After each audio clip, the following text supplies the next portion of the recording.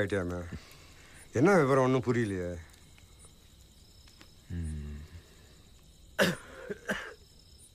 அது விவரம் தெரிஞ்சதுலேருந்து நீங்கள் இந்த கொல்லியில தான் பழியாக கிடக்குறீங்க.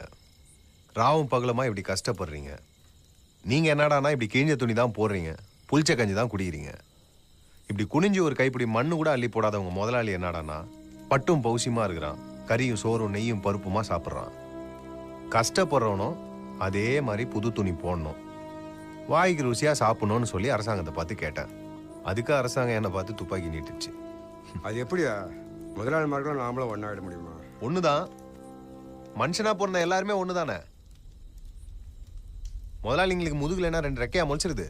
நீ காலேஜ் படிப்பு படித்து முடிச்சுட்டு வந்து அப்பனா அம்மையும் காப்பாற்றுவேன்னு நினச்சோம். கஷ்டப்படுறாங்கல்ல, இப்படி பண்ணிட்டு வந்து நிற்கிறியா ராசா? அது ஒன்றும் இல்லை உப்பியாயா, இந்த உலகத்தில் எங்கள் அம்மா அப்பா மாதிரி கஷ்டப்படுற எல்லாரையும் எங்கள் அம்மா அப்பாவாக நினச்சிட்டேன். நம்ம எல்லாருக்கும் ஒரு விடிவு காலம் போகிறக்கும்னு நினச்சி ஒரு வேலை செஞ்சேன். அது கொஞ்சம் சொதப்பிடுச்சு.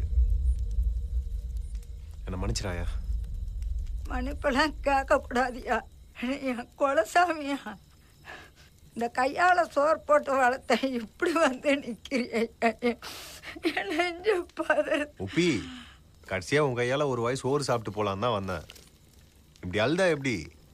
கொடிச்சிமார் நிலமே, கொடிச்சிமார் நிலமே, அடுக்குமா பிரிவே, கருக்குமா